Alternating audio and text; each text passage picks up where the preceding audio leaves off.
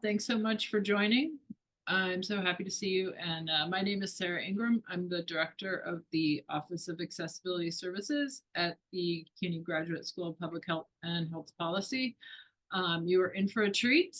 A little background, every year, the CUNY Office of Accessibility Services puts on an event to acknowledge CUNY Disability Awareness Month, which is in April, but we do things differently in public health. Because of course it is May. So happy May, again, happy spring. I'm really happy to announce that this time around, I've partnered up with my colleague in counseling and wellness to host this event for you. And with that, Caesar, I hand it over to you. Okay, great. Thank you, Sarah. So, hi everyone. My name is Dr. Cesar Leong. I'm the Director of Counseling and Wellness Services here at CUNY SPH. And today's session marks the end of our Wellness Week here at CUNY SPH, but it also recognizes, as Sarah mentioned, CUNY Disability Awareness Month. So this is a collaboration between my office and also the Office of Accessibility Services here at SPH. And one of the main obstacles when we think about wellness that keeps people from engaging in self-care is really not having enough time. So that's why the goal of today's workshop is to provide everyone with some practical tools to prioritize tasks, overcome procrastination, and create sustainable routines for productivity and balance. So our speaker today, who we're very excited to welcome, is Jasmine Jackson. She's a dedicated mental health counselor in New York, a second-year Ph.D. student in counseling psychology at Seton Hall University, and a clinical fellow at the Wellness Center at the CUNY Graduate Center. Jasmine has a passion for student success and well-being, and she specializes in helping individuals develop effective strategies for managing academic and personal challenges. So we're really excited to have her here today, and I'm really looking forward to learning a lot from her. So without further ado, I will introduce Jasmine. And just one note, this session is being recorded because we want to make sure that all of her helpful tips are available for students who weren't able to attend today. So without further ado, Jasmine, take it away. Wonderful. Thank you so much, Caesar. Thank you so much, Sarah. It's a pleasure to be here. I am going to share my screen so that we can go ahead and get started. Oops, not that way.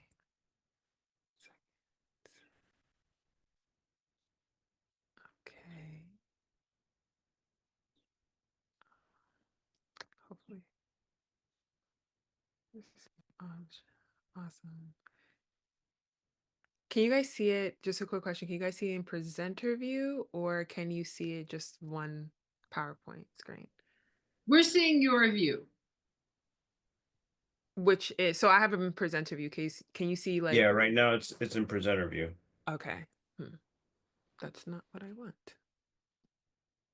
1 second.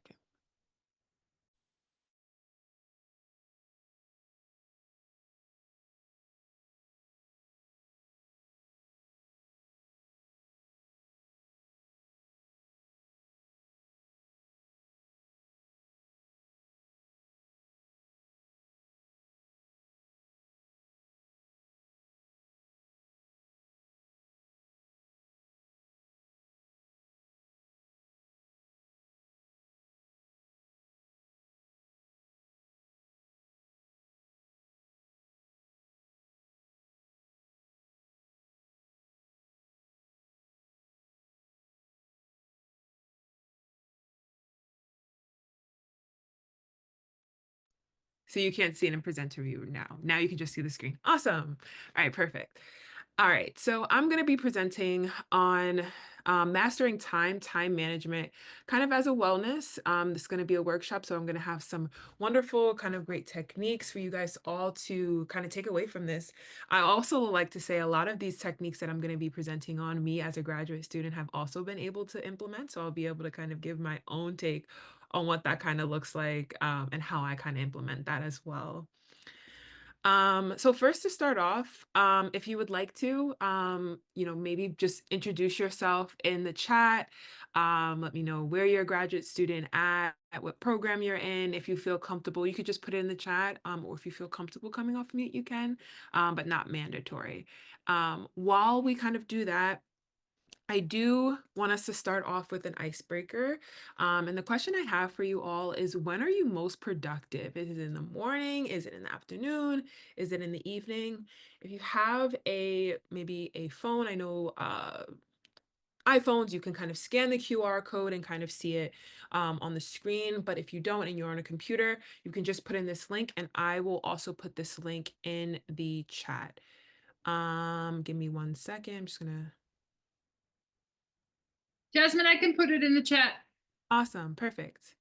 Thank you so much, Sarah. So I am just going to, there we go. All right. So if you want to just, yeah, put them in the chat. See, some people say morning, afternoon. Okay, awesome. We're going to talk about Pomodoro, that technique. That's wonderful. Early morning, late evening.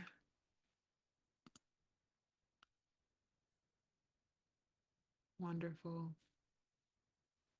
Gonna wait a few more minutes for these responses to come in.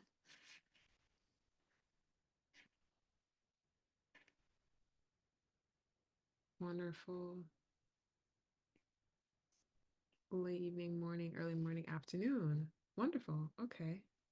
I don't know. Oh, after the gym. Okay. Awesome.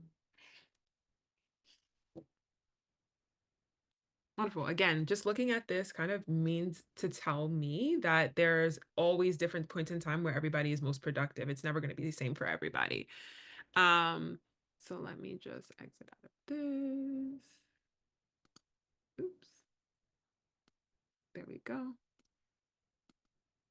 Awesome. All right. Yeah. So just kind of looking at the word cloud, it's a great way. I like to start off the icebreaker, just kind of asking that question, because I also always like to know that productivity is not the same for everybody. It looks different for everybody. Um, the first thing I kind of want to talk about is kind of the psychology of time management, right? So oops, why did happy so many, oops, wait, I can't see everybody. Oh, hold on. I don't know what's going on. Hold on. I'm so sorry. Let me just see what's happening. Let me just try and do this again. No worries, we saw it. Oh, It was up. oops. Okay. You guys see? Perfect. I don't know what's going on in my. Okay, wonderful. So the first thing I want to kind of start off is the psychology of time management. So when you think about time management, I like to break it off into kind of four different parts. One is mental health and emotional well-being. The second is kind of wellness and work-life balance. C is kind of this productivity and kind of goal attainment. And then D is kind of future planning and purpose. So when we think about time management and mental health, we want to think about reducing stress and anxiety. So we often think a lot of the time of time management kind of as this productivity tool, but it can actually kind of have a huge impact on our mental health. And so when we don't manage our time well, especially as grad students, we start to feel out of control. The to-do list grows, deadlines pile up, assignments pile up, and we very much fall into this constant cycle of kind of playing catch up. And so that increases kind of our stress, which then can make us anxious, even kind of on the line of like kind of having a depressed mood. But when we do manage kind of our time effectively, we feel a lot more grounded. Research shows that it gives us a sense of predictability in our overall day and how to complete assignments. It gives us a lot of control over our day. When we think about the psychological standpoint of this very much connects us with something called the locus of control. So this helps when we manage our time well, we start to have more control over our lives, and that's a very much of a huge part of emotional well-being. And so when we also think about, I would like to move on to B, is time management also impacting our overall wellness physically, emotionally, and socially. So one of the first things to go to when we're very overwhelmed is self-care. So a lot of the times we skip meals, we lose sleep, we cancel plans, we're not as social, we isolate, we stop doing the things that very much pour into us and recharge us. And research shows that when we're very intentional with our time, we're allowed to make room for things like exercise, healthy meals, connecting with a friend, not canceling those plans. And if we do meet our kind of basic needs of wellness, we can very much, if we don't meet our basic wellness needs, we can't function at higher levels, and that can impact us, especially when we're thinking about school. So time management isn't just about checking off tasks. It's not about just checking off those deadlines. It's very much of a form of self-respect and sustainability, especially as a grad student, because it's more rigorous and it's more intense. So as we move on, also want to think about kind of productivity and goal attainment. So there's a major connection between time management and how well we think we perform. So when you think of how well we perform, you might think of perfectionism. So it very much falls into it a little bit, and we'll talk a little bit about that today as well. But when we're constantly kind of switching gears or procrastinating, our brains get very, very overwhelmed, and that can kind of cause a very much of a mental clutter that reduces our ability to kind of focus and our creativity. And so it's important to create structure by kind of setting aside those time blocks and breaking tasks into very smaller steps, reducing distractions. We free up a lot of cognitive space. And breaking these tasks up is, again, I'm going to give you some techniques a little bit later on in the workshop that can kind of help with that. But this leads to overall just better focus, better work, a stronger sense of momentum as a graduate student. And training those skills can better align with time management. It's not just about being productive. It's not just about completing those assignments as perfect. It's more about thinking more clearly through them and acting with a sense of purpose when completing those assignments. But D, I would also like to talk about future planning and purpose. So lastly, in this section, I really want you to take away is time management really helps us step out of just reacting to the day and helps us start thinking about the future, especially at the beginning of the semester. I know we all go through syllabus week and we all like try to plan things accordingly, but it really tries to what I want you to take away from this is really trying to plan assignments and plan things accordingly out throughout the semester, looking at that syllabus and being like, okay, I have a 20-page paper due at the end of May. What does that look like? And so when we manage our time well, we can actually make space to set goals and plan for them and take a lot of action towards them. So again, giving the example of the 20-page paper, right? What can I do to kind of tackle that task over time? This very much strengthens the ability to delay gratification, and chooses a lot of it kind of breaks it up into short pieces, and you have short-term goals that eventually help you reach that long-term goal. Um, I like for you to start thinking about how do I get through the day, and instead start asking what kind of life am I building. That ideology and thinking kind of shifts everything in terms of time management and when you think about completing assignments and focusing it on grad school. Um, I would also like to go over the purpose of time management. So again, breaking these up into four different places. One is time management as reflection. Well, first, let's zoom out a little. I want you to kind of think about why time management really matters. Um, if I say I value family, right? But I never take that time to really connect with them. What does that say? When you think about time management, you want to think about time as a mirror, and it shows us what we're actually prioritizing in our life. And managing kind of time with intention very much helps us kind of close the gap between our values and our behaviors. So we might value one thing, but our behaviors might say another thing. And so that example of family that I gave is one of the examples that I would like to kind of take away from here. Um, so when we think about this, I want you to think about um, how does that kind of align with what truly matters to you? Time management, again, if there's one thing that I want you to take away from this workshop is that time management is not about being perfect, it's about being purposeful. Um, B, I also want you to think about how are you building kind of your identity and self-efficacy through kind of this ownership of your own time management. So when we think about it, right, when we consistently manage our time well, we start to kind of build a sense of identity. We no longer see ourselves as someone who's busy or overwhelmed. We very much see ourselves as someone who's capable, very disciplined, very focused, and that builds self-efficacy, which in our belief is our own ability to kind of get things done. And so every time we kind of follow through or we meet a deadline or we stick to a plan, we reinforce that idea that I can do this. And over time, this isn't just a skill, it becomes part of who we are. And the identity shift builds confidence and it also increases a little bit of resilience. C, I want you to think of freedom thought structure, kind of debunking the myth. So, one of the biggest myths, and you probably heard this before, is about time management, and is that it can make life very rigid and very robotic. And people think that it kills like being spontaneous or being free, but the truth is, structure actually creates freedom when you have some clarity around how to kind of complete these assignments and kind of a little bit of clarity around your time, especially I know most of you are probably working, probably while going to grad school. You're less reactive. You're not constantly putting out fires or missing things or missing deadlines. You're able to kind of relax more because your priorities are already sorted. Um, I also want us to think about legacy thinking. So, what will your time kind of say about you? I want you to think about this is kind of probably the most powerful reason of all, like how we use our time tells the story of our life, especially when we manage our time well. We're not just doing it to be efficient, we're writing a legacy if you think about it, right? Making time for what we love, especially just thinking outside of grad school, right? I know grad school is not the only focus in our lives. We have school, we have family, some of us may have kids, maybe parents. And so we're making space for what we love, right? For what we want to build and for the person we want to become. So time management isn't just about doing more. It's about becoming more aligned, more intentional, and kind of more fulfilled. So with that being said, in the chat, I want you to kind of think about what is your relationship like with time in one word.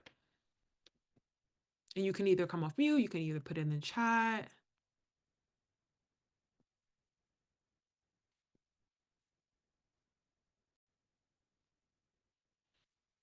Difficult, okay.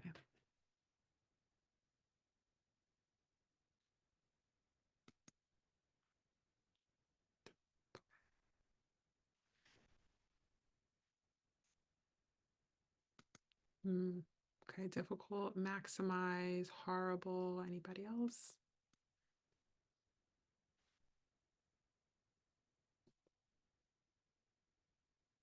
Fast, okay.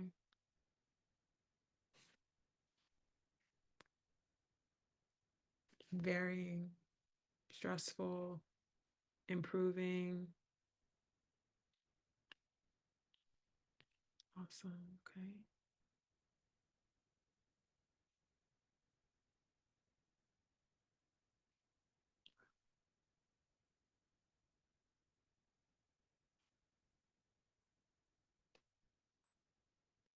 All right, yeah. So these are all great things, great one words. I'm just gonna again repeat the ones that I have in the chat. I have difficult, I have maximize, I have horrible, I have stressful, I have varying, I have fast, I have improving. Wonderful, wonderful.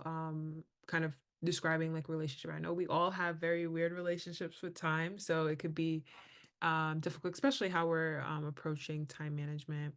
But I want us to think about common time traps and graduate specific challenges that we may face. So, as a graduate student, a lot of our time is limited and our to do lists are never ending. And between research classes, internships, jobs, and even small distractions, whether it's with kids or family, it can throw us completely off track.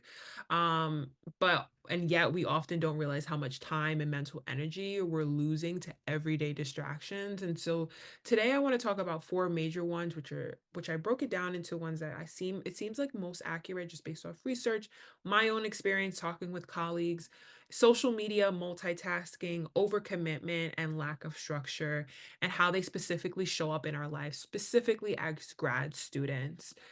Um, so when we're thinking about social media, I like to think about social media being engineered for attention hijacking. So I want us to kind of be honest with ourselves. How many times have we opened up Instagram or TikTok for just 5 minutes and maybe looked up 40 minutes later feeling guilty and even more stressed because we did not complete an assignment that we had to complete? Social media platforms are designed to kind of keep us scrolling. They're a moneymaker. They thrive off attention, off influencers. So every notification or like hits our brain's reward system like a little dopamine boost, especially when we're already overwhelmed and looking to escape that academic pressure. That dopamine boost that we experience from that social media like or from that Instagram or that TikTok reel adds to that dopamine hit. With that being said, that momentary relief often spirals into procrastination, a lot of anxiety about unfinished work and assignments, and a lot of time for grad students, it's a trap that very much eats away at our already limited study time and emotional bandwidth. Because with less time, we don't have those times to kind of complete those assignments. Um, Next is kind of multitasking. I like to think of it as the illusion of productivity. So, a lot of the time, grad school demands a lot, and it's tempting to think that we can do it all at once. We can't. And so, maybe you're replying to emails during a lecture, maybe you're on your way from the train station and trying to finish up a work meeting, maybe you're switching between a research paper and a group chat, or trying to read a textbook while watching TV, or I don't even know, listening to a lecture while eating dinner. I know I've did that many times, especially being in grad school during COVID. Sometimes I would be eating dinner because classes sometimes ran to like 9:30 and it started at 5. So that whole time you don't want to eat dinner late, right? All these things that you're trying to figure out. But multitasking actually reduces your efficiency. So every time you switch tasks, your brain has to reorient. And if you don't give enough time for your brain to reorient, right, that cognitive cost adds up.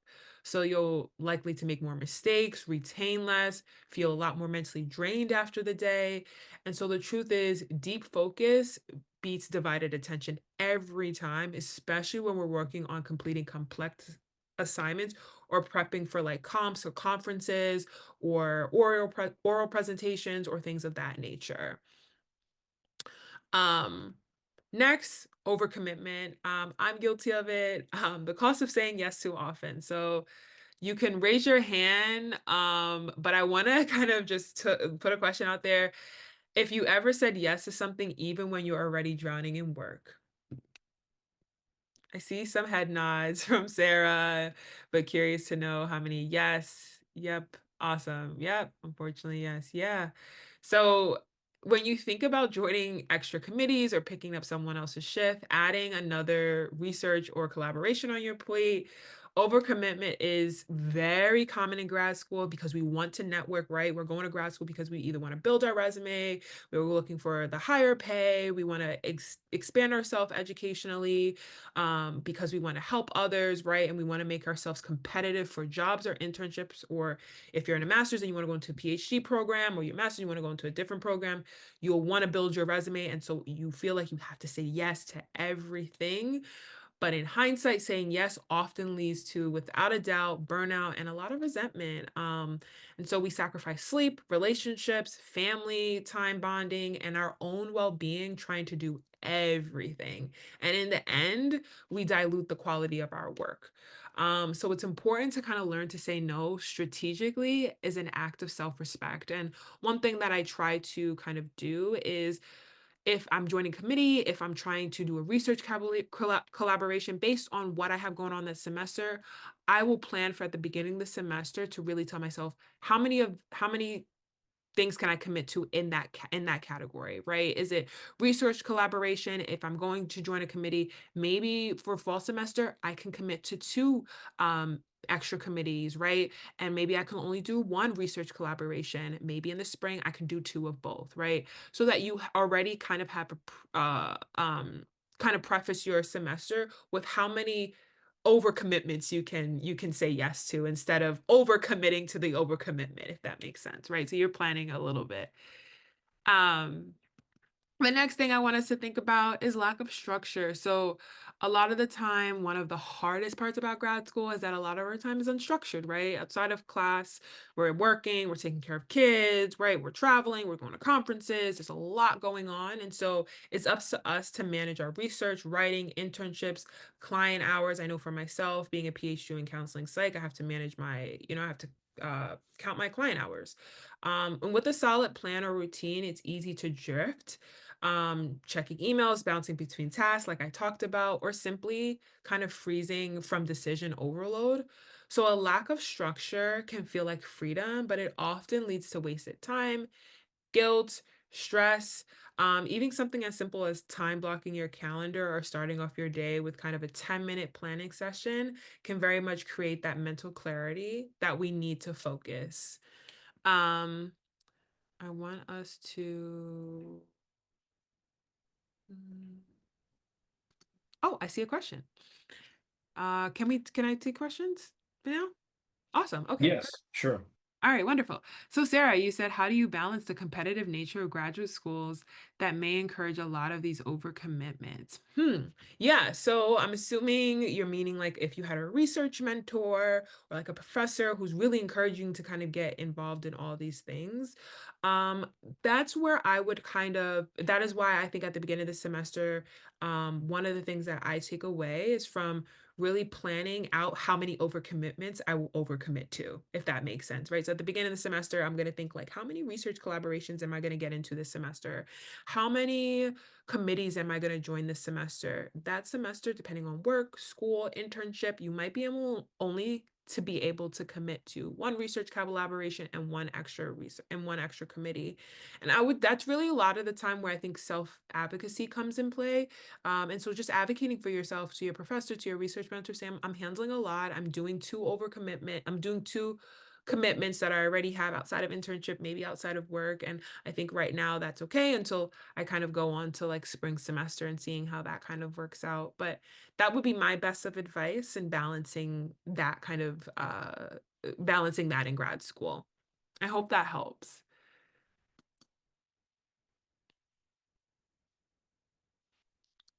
All right. So, I'm going to go over to kind of just some proven time management strategies. I'm going to go over three of them, and I'm going to kind of show you what that looks like. So let's get into it. And then also keep in mind, if you're taking notes or anything of that nature, this is we're going to be recorded one, and then also two, we're going to have a little follow-up sheet that will have these resources as well involved in there.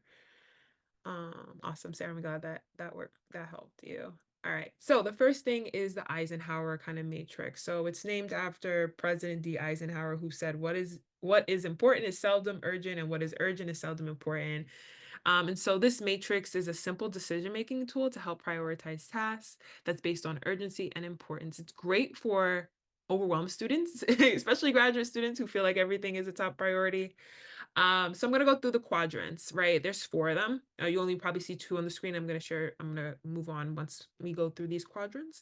But quadrant one is urgent, important, due now. It's due within an hour. It's due within 24 hours. These are crisis deadlines or emergency things that need your immediate attention and have clear consequences if you don't get it completed, such as a paper's due tomorrow, responding to a client crisis, right? So, for example, um right, I see clients, right, outside of actually doing academic work, and sometimes I get emails for that a client that's in crisis, right, and I have to respond immediately, right, even if I'm in school, even if I'm, after hours, I have to respond. And so that would fit in quadrant one.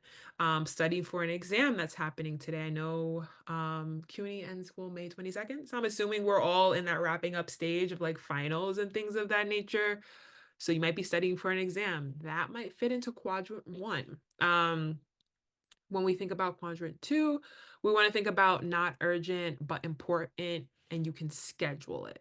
So these are goals, long-term projects, self-care, planning, but they don't demand a lot of immediate attention, but they're very crucial for your growth as a graduate student. So some examples of this are drafting your thesis, drafting your dissertation, going to therapy or the gym, networking.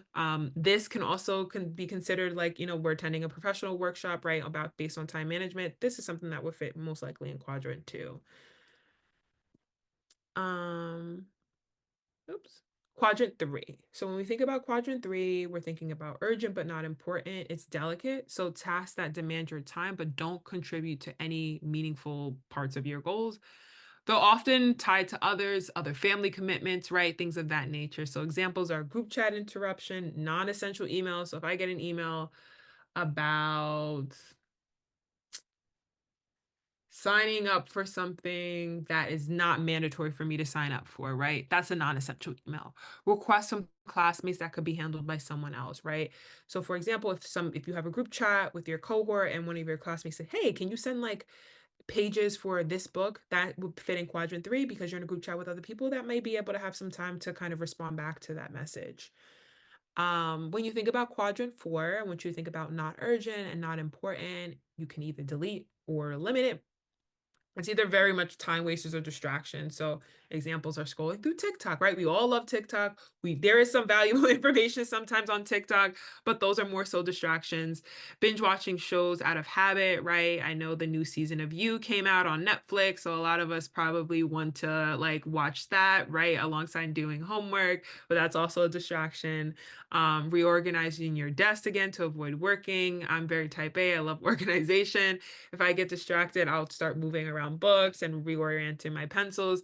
That would fit into quadrant four. It's important to stay organized. It's important to have, your self-care time. It's important to have an organized desk, but that's not as urgent as you, again, responding back to important emails, responding back to deadlines, or completing papers. But this is an example of the Eisenhower matrix. To complete to kind of complete this matrix, you really just can either type it in a notes app or write it down. Sometimes when I do the Eisenhower matrix in my head, I do it on top of my planner and I write it on like a little sticky note like this, the assignments that I have, and how to kind of break it down based off quadrant one through quadrant four. And I do look back at this very often of what the quadrants are, because a lot of the time you're trying to delegate between what fits into quadrant two. You feel like everything's important as a grad student. And so it's really hard. And so this is why I gave those examples, because sometimes it's hard to kind of delegate what it goes in quadrant two, right? What goes in quadrant three and what goes in quadrant four. So it's important to kind of just think about the quadrants and categorize or classify them as you kind of see fit. Moving on to time blocking. So I use Google Calendar a lot with this. So I only have Google Calendar as an example, but I know that you can use it with Outlook. I know you can use it with like a lot of different other calendar apps and things of that nature. But Google Calendar, I love it because it's color coding. um, so I was gonna share my screen, but I just for context background, I have clients and so that's confidential. I wasn't able to kind of take that away. So I did give literal in step by step instructions on how to go about doing this. So if you have Google Calendar right now, you want to open it up and kind of do it on your own. I can walk you through this. But opening up Google Calendar, you'll use day or week for view of kind of easier time blocking. On the bottom, you'll probably see like a little plus sign. You'll click add new event and you'll write the label, which is like maybe supervision prep, email responses, read 2 chapters. Based off that, you'll set the time, right? So if you want to complete it at 12 to 1, you'll put 12 to 1, right? And then you can color code your categories. So you can use blue for classes, you can use green for therapy or client work, right? You can use purple for research or dissertation, red for deadlines or urgent tasks. You can use orange for self-care and breaks, and yellow you can use for admin task or kind of, other tasks. This visual very much helps you kind of quickly assess how balanced your week is, what you kind of have on. I would leave some room for 15 to 20 minutes buffer zones. Um, if you are syncing your calendar with something, keep that in mind with what information is shared, but it helps accommodate delays, transitions, or any unexpected interruptions. And encourages a lot of breathing room, right? Especially if you're doing things back to back, you're running from class to work, from work to class. it allows you to kind of decompress within the time that you have. Time blocking is a good time management method because it helps you divide your day into blocks of time and assign specific tasks to that block. So it's unlike a to-do list, which just lists things to do. Time blocking tells you when to do each task, and it helps graduate students avoid floating tasks and procrastination and kind of last minute cramming for like assignments and things of that nature. The next technique that I have for you, I saw somebody put it at the beginning, is the Pomodoro technique. So it was developed by Francisco Corella in the late 1980s. It's a time management method that involves breaking work into 25-minute focused intervals called Pomodoros, which is followed by a 5-minute break. Now, this is the original method. But you can do a 25-minute focus interval and a 10-minute break, or 25-minute focus intervals and like a 15-minute break, right? There's right, especially when I'm working with as a therapist, especially working with clients who may be neurodivergent, they may need more break times and less focus intervals, and that's completely okay. But the benefits of this is it enhances focus and productivity, it prevents burnout and promotes regular breaks. It helps maintain high energy levels during long study or work sessions. One thing, I don't know if it's in the App Store anymore. I was trying to find it so I can actually give it to you guys as a resource, but a year ago there was like an app that you can get in your App Store, and it had if you as long as you're during the focus interval, there was a plant that was growing, and so when you finished that focus interval, you had like a nice little plant. You could save it and put it as your screensaver. It was like kind of like a reward. I don't know if anybody knows of the app or has access to the app and wants to share the name, please put it in the chat. But I couldn't find it. So, but that's an example of what a Pomodoro technique would be. How it kind of works is you set the task, so you choose the task you want to focus on. For graduate students, this could be reading, writing, prepping for a workshop, or reviewing research. Two, you would set a timer for 25 minutes. Again, I'm just for hindsight, I'm going based off the original Pomodoro technique. You could do a focus interval of 15 minutes if you want to. But you will focus solely on the task until the timer goes off. No distractions, no phone off, no checking emails. When I first implemented this, I would literally leave my phone in my bedroom, lock my door, put it on do not disturb, and then go in my office and work for those 25 minutes. So I didn't hear any emails, no phone rings. I wasn't even tempted to pick up my phone because it wasn't near me. And I'm kind of lazy. I don't want to go all the way in my bedroom to get my phone, especially if I'm already sitting down. So that was my way of kind of like avoiding that. During that time, you work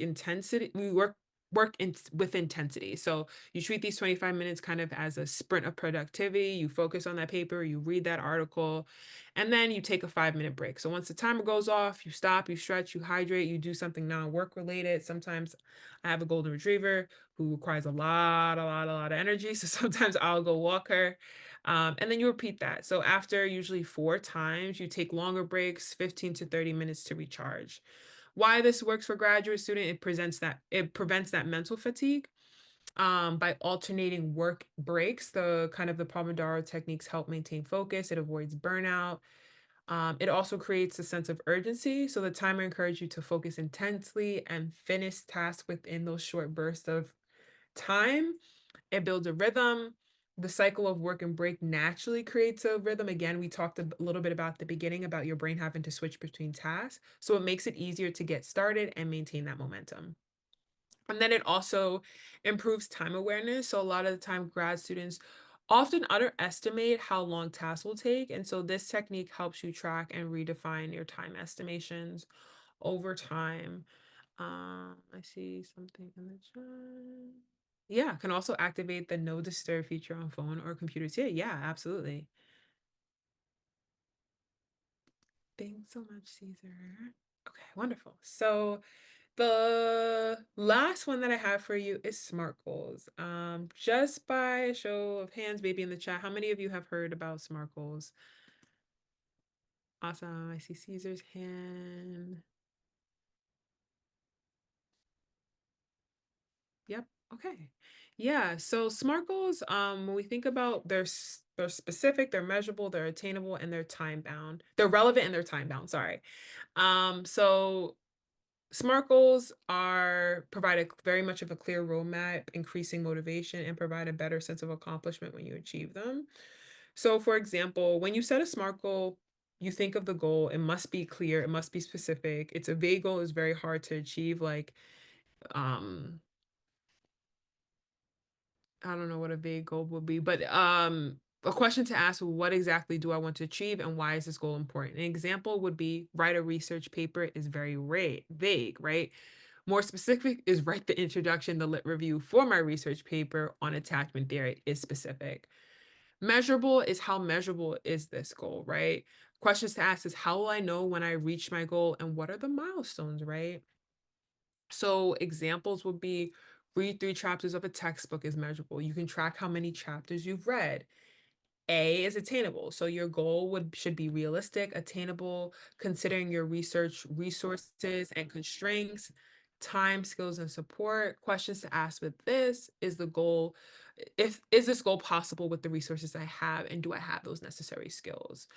Examples would be complete my thesis in 2 days is not achievable.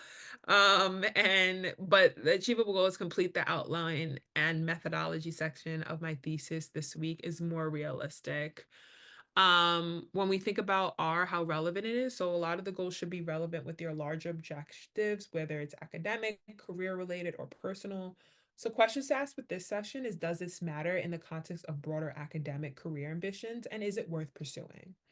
So an example of this is, can you create a study schedule for upcoming exams? It's relevant because it directly impacts your exam preparation. When you think about time bound, you want to set a deadline for your goal, right? Without a deadline, tasks can be endless and it can be procrastinated on. So questions to ask is, what is the deadline or time frame for this goal, right? So you want to submit your research proposal by the end of the semester. Is a time bound because it has a clear deadline. We all know the end of the semester ends on May 22nd. And so this can be an example. An example of a SMART goal I have is complete my research paper on counseling theory, right? This was actually my my own SMART goal that I put in here, right? So I had to complete a research paper on counseling theory, right? Specific is I will finish the introduction and the lit review section. Measurable is I'll have 2,000 words written by the end of the day. Achievable is I can manage this by dedicating 4 hours of focused writing today. Relevant is this goal is critical for finishing my thesis and meeting my academic requirements for my personal program. And time bound is the goal will be completed by 5 p.m. today, which is before my class. That particular paper was due by the time class starts. So that is an example of a SMART goal.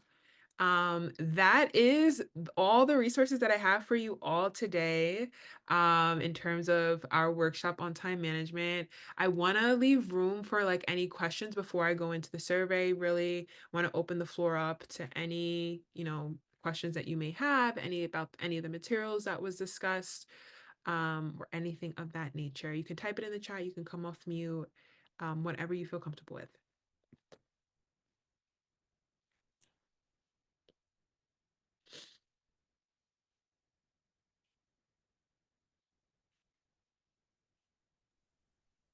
I'll go first if nobody else is going to say anything.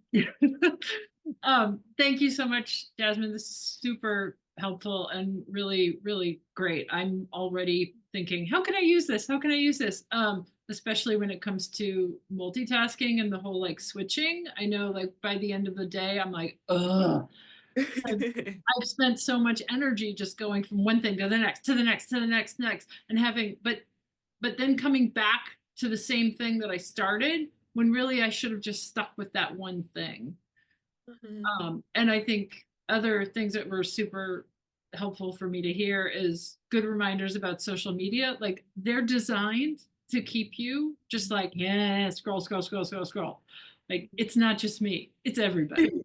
Yeah, it's me too. It's definitely like a bad habit, but yeah, that's why I like to use it as it's a gear to kind of hijack our attention when we have a lot of things going on. Like it very much it's their business and it counteracts each other. So yeah, definitely not alone in that for sure. Yeah. And I think another thing that's super helpful for and a reminder for me is the overcommitment. Like I'm just like, yeah, I'll do that, I'll do that, I'll do that, I'll do that. Sure, sure, sure. Mhm. But I think one thing, so speaking back about the multitasking, and I actually find that I have to do a draft of something, let it simmer, and then return to it. So in a Mm, way, multitasking is kind of helpful for me, but I know that it's that switching of tasks. So I mhm, wonder, like, for somebody like me who has to just kind of throw something at the wall, and because I know it's not going to be great and I need to go back to it, like mhm. what do you recommend for that? What you mean by go like, having to, like, the having to if you have no other choice to switch between tasks? Is that what you the question is? Is The question is, I know for myself, like if when I was in grad school, for example, I know if I waited until the last minute to write a paper, I was doing myself a disservice Mhm. because I need to write something and then let it sit for a while. So But if you go but ahead. I also get myself into trouble because I I can tend to kind of over multitask where it's Mhm. like I have 5 things that I need to write. Got it. Got So let me just like switch, and then they're all terrible. So got it, got it. yeah, I yeah. mean, my one thing that I would recommend is try to plan, like, as much as you can beforehand, before the assignment. Like, if you have an assignment, that's due and you feel like you're procrastinating, or if you feel like you, are getting to the point where I would implement the actually, scratch that. I would implement the Pomodoro technique. If you have to procrastinate and you because sometimes that nothing else happens and we have to procrastinate, life happens and everything. I would implement the Pomodoro technique. I would try to write for 25 minutes, then I would take a break, and I would actually take a break for like 10 minutes, do something that's not academic related, and then come back to it and work like that. Just because switching between tasks, certain things in our brain require a little bit more mental focus than others. Writing a paper requires a lot more mental focus. What you're going to switch to do might require less mental focus. When you switch back to that paper, you might not be as focused as the content that's putting in that paper, which would result in you getting a possible lower grade. So I would try to focus on one assignment, do the Pomodoro technique for that assignment. Once you finish that assignment, then move on to the next one. That would be my goal. That's great. So in other words, at 1 p.m. when we're done today, I'm gonna not work for a little bit. Okay. Thank you. Awesome, awesome. Well, this is wonderful. Yeah. No, this is great. Thank you, Jasmine. I mean, this has been really helpful, and I think students are going to get a lot from this. I love the techniques that you shared. One plug I would have is just, as students are saving more time and finding more free time in their schedule because they're using these techniques, is to make sure that you're also prioritizing your self-care, right? Putting in some dedicated time to do things that you enjoy, that relax you, that kind of refresh your mind, because I think sometimes that falls by the wayside and students forget to really prioritize their mental and their physical well-being. So as you're saving time in your schedule, making sure that you're building in, hey, let me do something fun with friends, right? Go hang out with friends, talk with friends. Let me go to the gym and exercise. Let me engage in a hobby that really makes me feel happy, right? Mm, Um, I think just making sure that we don't forget about that piece as well. Because as grad students, I mean, I've been there, we kind of, we forget about our own well-being and we kind of prioritize schoolwork or jobs. But we really have to make time for self-care. So definitely, I think we can use these techniques to help us build in more of that into our yeah. schedule. Agreed. Agreed. Absolutely. This was a wonderful, wonderful workshop. I thank you, Sarah and Caesar, for like working with me and allowing me to like present this. I do have a feedback form, and I would love to like know your feedback. I'm always, always open to constructive criticism and also like just positives that you enjoyed and takeaways that you enjoyed from the workshop. So if you have some time, either now or you can scan the QR, bookmark it and submit it later. I know we're all grad students again, but if you can scan the QR code on the screen, and fill out the feedback form, I would greatly appreciate it. I know Sarah and Caesar would as well, just because they do this every year, and it would be great to know how to implement it for next year. Um, but it was a pleasure, again. Thank you so much for allowing me to present this, and I hope you all get better at time management, or gain some really wonderful like skills from this workshop. and enjoy the weather this weekend as well as some self-care. All right. Well, thank you to everyone for coming, and we look forward to your feedback on the workshop survey. Have a great weekend, everyone. Thanks Thank all. you. Thank you, interpreters.